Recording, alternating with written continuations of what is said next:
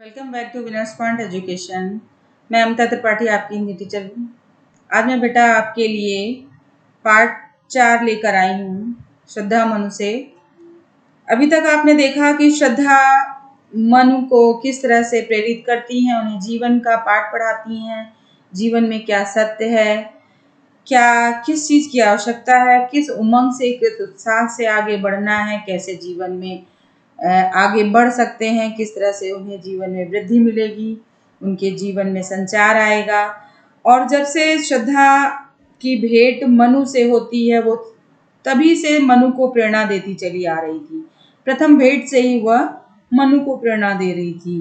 तो इन पंक्तियों में यहाँ पे देखिएगा, और यह क्या तुम सुनते नहीं, विधाता का मंगल वरदान, शक्तिशाली हो विजयी बनो, विश्व में गूंज रहा जयगान, डरो मत अरे अमृत संतान, अग्रसर है मंगलमय वृद्धि, पूर्ण आकर्षण जीवन केंद्र, खिंची आवेगी सकल समृद्धि। कहने का तात्पर्य यहाँ है कि शुरू से ही मन को श्रद्धा प्रेरित करती चली आ रही हैं, उन्हें जीवन में निडरता का पाठ पढ़ाती हैं, ईश्वर के कल्याणकारी वरदान की सूचना भी उन्हें देती हैं, मनु में वह विश्वास भी जगाने का प्रयास करती हैं, वह मन को कर्म का भी संदेश देती हैं। तो सारी चीजें बताते हुए अब आगे वो क्या कहती हैं।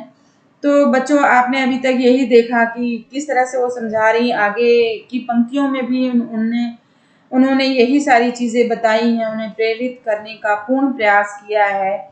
और जैसा कि आपको पता है कि श्रद्धा मनु कहाँ से लिया गया। श्रद्धा मनु जयशंकर प्रसाद के महाकाव्य कामायनी से अवतरित है। कामायनी उनका महाकाव्य है। तो और यह क्या तुम सुनते नहीं, तो कह रही हैं श्रद्धा कि हे तपस्वी, क्या तुम इस सृष्टि का निर्माण करने वाले ब्रह्म का कल्याणकारी वरदान नहीं सुन रहे।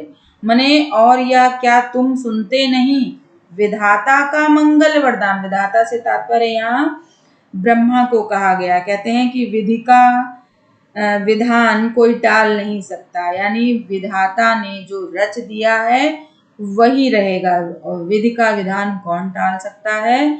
आपा मेट सके त्रिपुरारी, शंकर भगवान ही अगर कुछ बदल सकते हैं तो कर सकते हैं, बाकी किसी में इतनी क्षमता, इतनी ताकत नहीं है, इतना किसी में शक्ति नहीं है। तो यही सब कुछ समझा रही हैं कि और यह क्या तुम सुनते नहीं, वो कह रही हैं कि क्या तुम सृष्टि का निर्माण करने वाले ब्रह्म का कल्याणकारी वरदान, मंगल वरदान माने कल्याण से भरा हुआ, यानी कल्याणकारी वरदान सुन नहीं रहे हो। वरदान से तात्पर्य शुभाशीर्वाद, यानी जिसमें शुभ आशीर्वाद छुपा हो, जिससे कल्याण ही निश्चित हो। तो वही वो कह रही हैं कि क्या तुम सृष्टि का निर्माण करने वाले विधाता का वरदान नहीं सुन रहे हो। आगे कह रही हैं कि शक्तिशाली हो विजयी बनो, विश्व में गूंज रहा जयगान। वो कह रही हैं कि संपूर्ण संसार में, विश्व में माने संपूर्ण संसार में यह जयगान गूंज रहा है। जयगान, गूंज रहा जयगान माने संपूर्ण संसार में यह जयगान गूंज रहा है कि क्या गूंज रहा है, शक्तिशाली हो विजयी बनो, मन शक्तिशाली होकर ही मनुष्य को सदा क्या प्राप्त हो सकता है, विजय। यानी जब तुम शक्तिशाली होगे तभी विजयी बनोगे। तो कहने का तात्पर्य यह है कि यहाँ श्रद्धा मनु से, यानी तपस्वी को समझाते हुए कह रही हैं कि ये ईश्वर का वरदान है कि जब मनुष्य शक्तिशाली होता है तभी उसे विजय प्राप्त होती है। आगे देखिएगा क्या कह रही हैं, डरो मत अरे अमृत संतान, अग्रसर है मंगल में वृद्धि। कह रही हैं कि डरो मत अमृत संतान, यहाँ देव की संतान है ना वो, तो कहते हैं डरो मत अरे अमृत संतान, अग्रसर है मंगल में वृद्धि, पूर्ण आकर्षण जीवन केंद्र, खिंची आवेगी सकल समृद्धि। कहने का तात्पर्य है, मन को प्रोत्साहित करते हुए श्रद्धा क्या कह रही हैं कि डरो मत। वो कह रही हैं समझाते हुए कि हे मनु तुम डरो नहीं, ये सृष्टि कल्याणकारी है।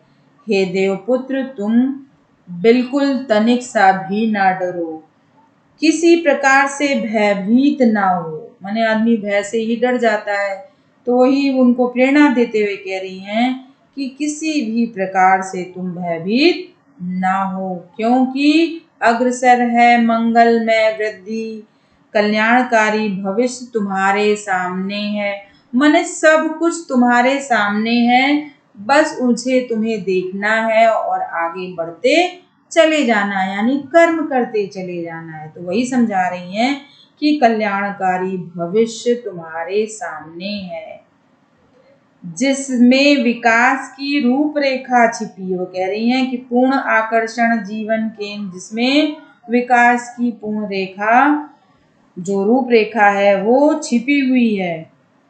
तुम्हारा जीवन केंद्र आकर्षण से भरा है। कह रही हैं कि पूर्ण आकर्षण जीवन केंद्र, जो तुम्हारा जीवन केंद्र है वो किससे भरा है? आकर्षण से भरा है। तुम्हारा भविष्य कैसा होगा? मंगलमय होगा, क्योंकि खिंची आवेगी सकल समृद्धि। जब तुम भविष्य में अच्छे कार्य करोगे तो क्या होगा? समस्त विश्व का जो वैभव है, खिंची आवेगी सकल समृद्धि। सकल माने यहाँ होता है संपूर्ण, समृद्धि से तात्पर्य है वैभव, यानी इस संसार का जो समस्त वैभव है वो तुम्हारे पास खिंच कर चला आएगा। कहने का तात्पर्य है खिंची आवेगी सकल समृद्धि।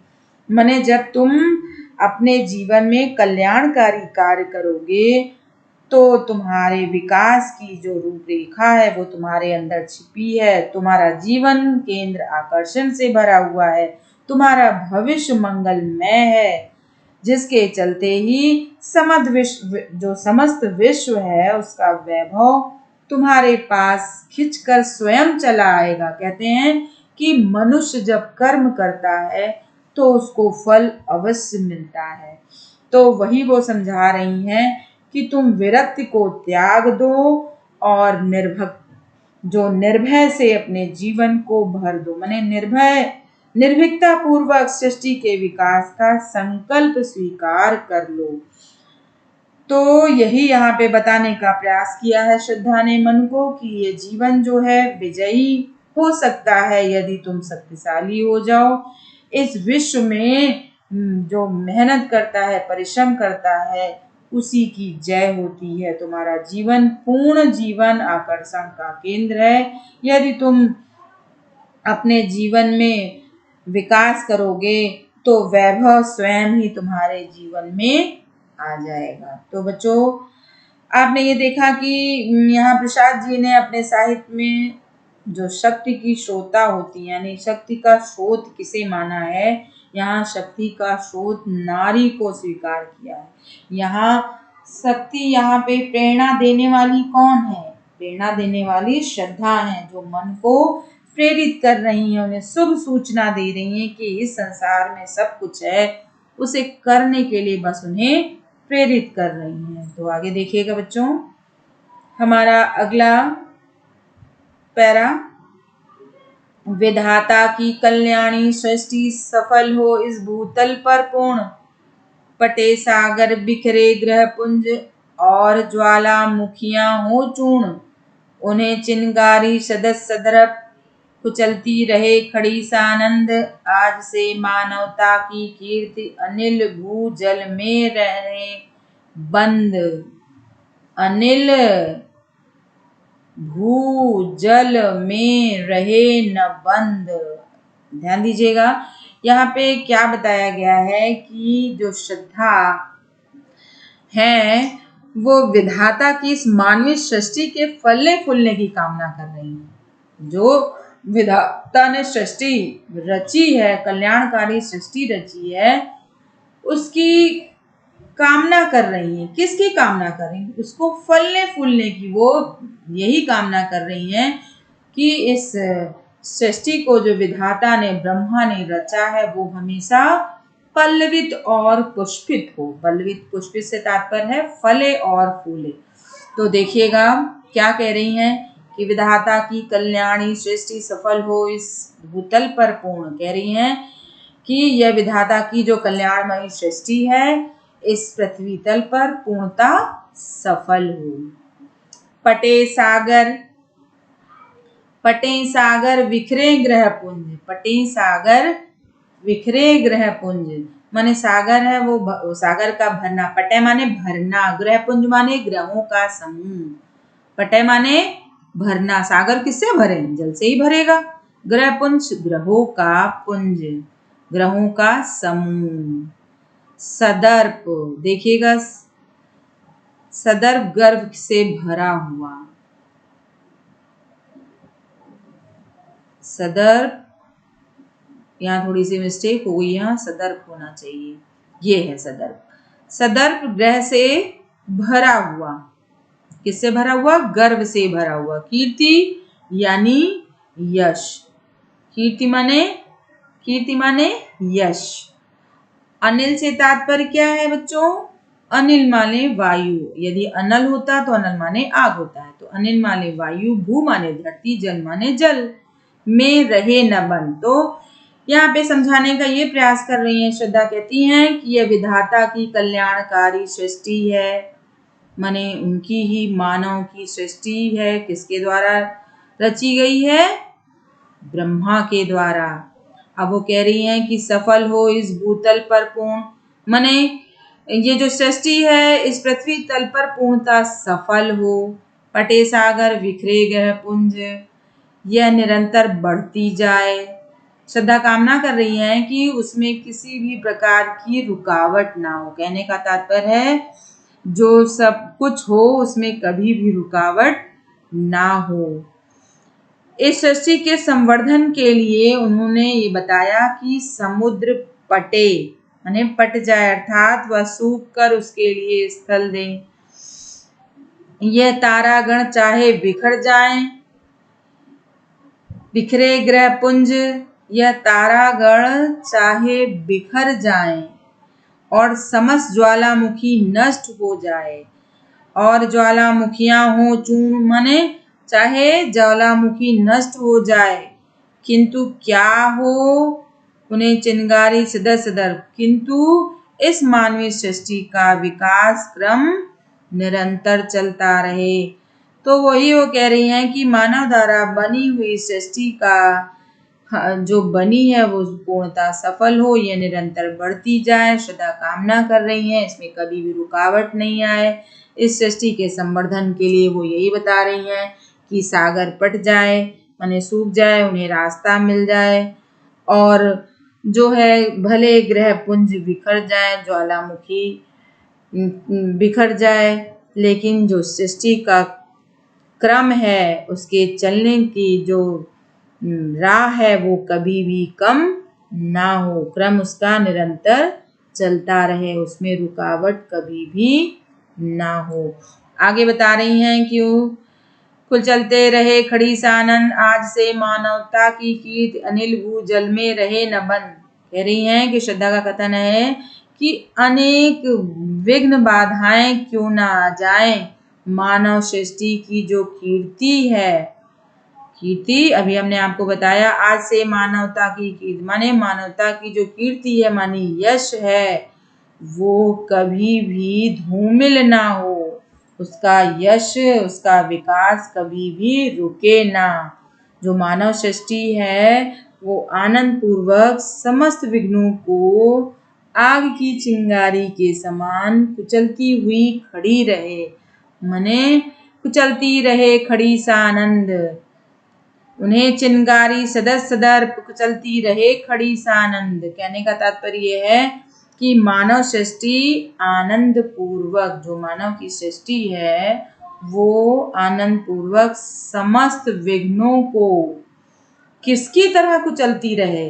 आग की चिंगारी के समान कुचलती हुई खड़ी रहे। भले आग पानी तूफान जलजला ही क्यों ना आ जाए, उसके विकास का क्रम कभी भी मंद नहीं पड़ना चाहिए। इन्हीं सब चीजों की श्रद्धा कामना कर रही हैं।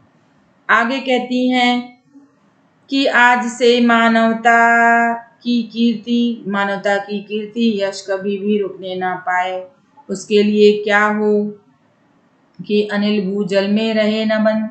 वो कह रही है भले ही समुद्र में कितने ही स्रोत क्यों ना फूट निकले, उनमें उन समुद्र में बाढ़ क्यों ना आ जाए, और भूजल माने जलजला क्यों ना आ जाए। आगे यही सब कामना करते हुए कह रही हैं कि वो कितना भी कुछ ना हो जाए, वो उनकी जो कीर्ति है उसमें कभी भी मंद नहीं पड़नी चाहिए। मानवता की कीर्ति में कभी भी रुकावट नहीं आनी चाहिए। आगे बताने का प्रयास ये कर रही हैं, माने उनके अंदर आशावादी दृष्टिकोण भर रही हैं। आगे कह रही हैं कि जलधि के फूटे कितने उत्स, दीप कच्छप डूबे उतराए। कह रही हैं कि दीप कच्छप डूबे उतराए, किंतु यह खड़ी रहे दृढ़ मूर्ति अबुद्धि का कर रही उपाय।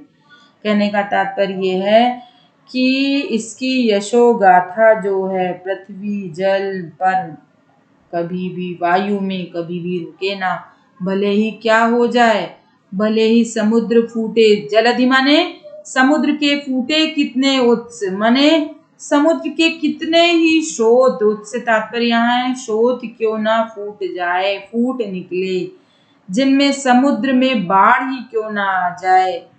द्वीप कच्छप डूबे उतराए, द्वीप कच्छप की तरह, जो द्वीप होंगे वो कछुए की तरह, कच्छप माने कछुए की तरह डूबने उतराने क्यों ना लगे, परंतु क्या ना हो, किंतु वह खड़ी रहे दृढ़ मूर्ति। वह किसके समान खड़ी रहे, मने कितना ही जलजला क्यों ना आ जाए, वह दीप कच्छप की तरह भले डूबे उतराए, परंतु जो मानव सृष्टि है वो कामना क्या कर रही है कि मानव सृष्टि अपनी भौतिक उन्नति का उपाय करते हुए, वो क्या कर रहे हैं, भौतिक उन्नति का उपाय ढूंढ रहे हैं। तो भौतिक उन्नति का उपाय करते हुए दृढ़ मूर्ति के रूप में खड़ी रहे, माने किंतु वह रहे दृढ़ मूर्ति, खड़ी रहे दृढ़ मूर्ति अबुद्धि का कर रही उपाय। अबुद्धि से तात्पर्य यहाँ पे है जो अपना भौतिक उन्नति चाहता है संसार, उसमें कभी भी उसके उपाय में रुकावट ना आए, वह एक दृढ़ मूर्ति के समान खड़ी रहे, जिस मूर्ति को कोई कभी भी हिला ना सके, मने उसमें कभी भी उसके उत्साह में कमी ना आए। तो आपने देखा बेटा यहाँ पे बच्चों श्रृंगार रस शांत है, अलंकार मानवीकरण है, गुण प्रसाद है, रीति वैदर्भी है और शैली प्रबंध है, सब शक्ति लक्षणा है। आगे देखिएगा आखिरी पैरा इसका, शक्ति के विद्युत कण जो व्यस्त बिखरे रहे हैं, शक्ति के विद्युत कण जो व्यस्त विकल बिखरे हैं, हो निरुपाय समन्वय उसका करे समस्त, विजयनी मानवता हो जाए। बहुत बड़ी बात कही गई है यहाँ पे। श्रद्धा सृष्टि मानवता की सफलता की कामना करते हुए कहती हैं कि शक्ति के विद्युत कण जो व्यस्त, शक्ति के विद्युत कण जो व्यस्त, व्यस्त माने अलग अलग, यहाँ पे व्यस्त से तात्पर्य है अलग अलग, विकल माने विकल से तात्पर्य है बेचैन भटकते हुए, बिखरे बिखरे हुए, निरुपाय शक्तिहीन, जिसके पास कोई उपाय नहीं होता वो क्या होता है, शक्तिहीन होता है। समन्वय, समन्वय, समन्वय से तात्पर्य है एक रूपता प्रदान करना, माने मिलना, एक रूप हो जाना, उसका करे समझ। तो फिर से देख लीजिएगा इसका अर्थ, अब देखिएगा व्याख्या ये है बच्चों की, यहाँ पे सृष्टि किसकी है, मानवता की सफलता की बात हो रही, श्रद्धा सृष्टि की सफलता की बात कर रही हैं और उसकी कामना करती हैं कि इसके विकास में, सृष्टि के विकास में कभी भी रोक ना आए, रुकावट ना आए, यही कामना इसमें करते हुए बता रही हैं कि शक्ति के विद्युत कण जो व्यस्त शक्ति के जो विद्युत कण हैं वो व्यस्त हैं, माने शक्तिशाली विद्युत कण मनुष्यों से हुए हैं। जो संपूर्ण सृष्टि का निर्माण हुआ है वो किससे हुआ है? संपूर्ण सृष्टि का निर्माण शक्तिशाली विद्युत कणों से। अब बच्चों ये देखिएगा, विद्युत कण किसे कहा गया है? विद्युत कण मनुष्यों से है। ये जो सृष्टि है मनुष्यों से ही तो रची जाएगी, तो विद्युत कण यहाँ पे मनुष्य से हुआ। कहने का तात्पर्य है कि संपूर्ण सृष्टि का निर्माण शक्तिशाली मनुष्यों से हुआ है। परंतु जब तक ये विद्युत कण अलग अलग होने के कारण बिखर कर भटकते रहते हैं, माने कि जो व्यस्त, हमने आपको अभी बताया था, व्यस्त से तात्पर्य यहाँ अलग अलग।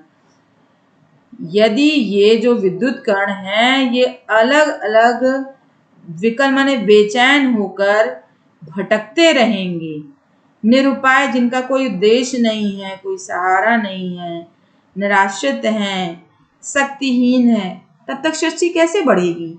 तो वही बताने का प्रयास कर रहे हैं कि संपूर्ण सृष्टि का निर्माण जो शक्तिशाली मनुष्य है उससे हुआ है। परंतु जब तक ये विद्युत कण, जो विद्युत कण अर्थात यहाँ मनुष्य हैं, वो अलग अलग होकर बिखरे रहेंगे, तब तक ये शक्तिहीन बने रहेंगे। माने कहते हैं कि मुट्ठी ताकत होती है, ये उंगलियों की तरह जब अलग रहेंगे, जब उंगलियां एक साथ मिल जाती हैं तो एक ताकत बन जाती है, लेकिन ये अलग अलग अगर रहती हैं तो ये कुछ भी नहीं कर सकती हैं।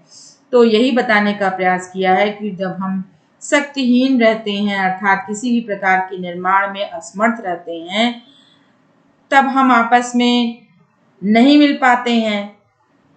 अब जब हम समर्थ होते हैं, हमारे अंदर उमंग उत्साह होता है, तो हम आपस में मिल जाते हैं, अपार शक्ति बन जाती है हम सबके मिलने से, जिससे इस विराट सृष्टि का निर्माण संभव है।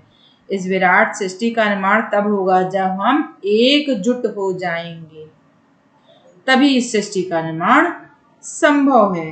तो वही वो कह रही हैं कि समन्वय उसका करे समस्त, यानी हम जब एक रूप, समन्वय माने हम जब एक रूप हो जाएंगे तभी इसका निर्माण कर पाएंगे।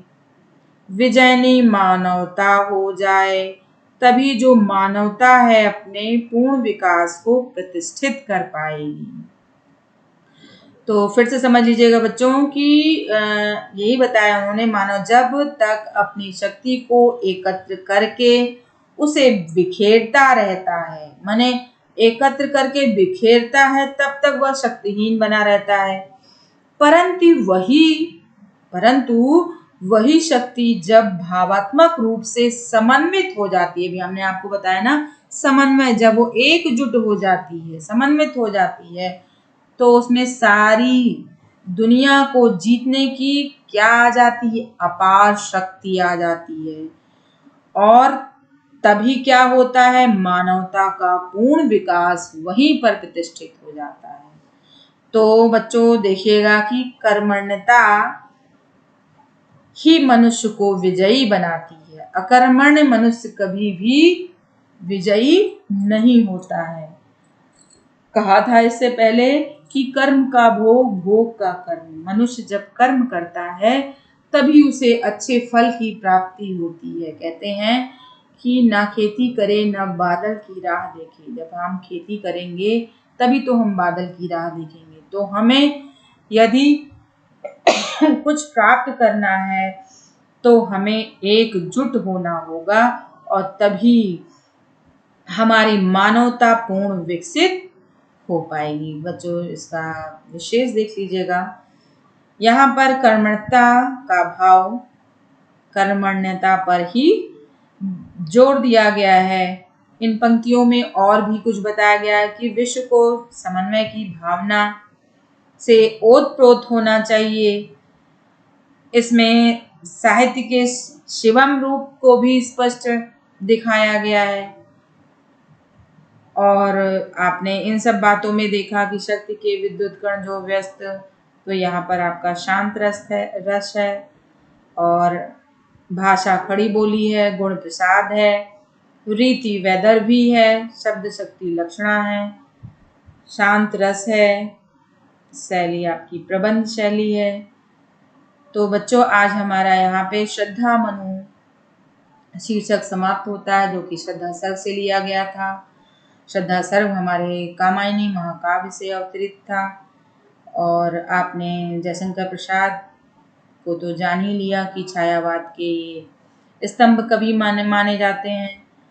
तो मैं अपने अगले वीडियो में आपको नए पाठ के साथ मिलती हूँ। तब तक के लिए धन्यवाद।